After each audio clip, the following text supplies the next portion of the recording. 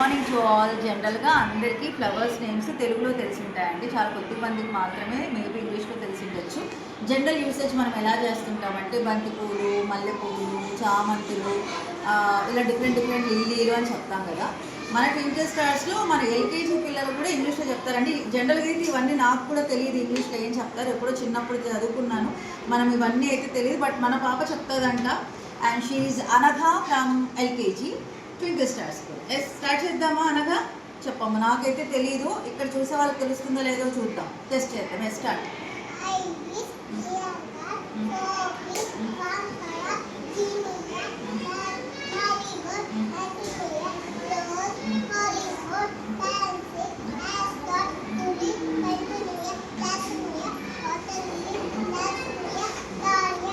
ఇవన్నీ కొన్ని అయితే నాకు నోరు కూడా తిరగదండి. ఇదేదో నాస్తిరం అంట, మనమైతే పలకము, మనకు తెలియదు. ఫ్యాన్సీ అంట.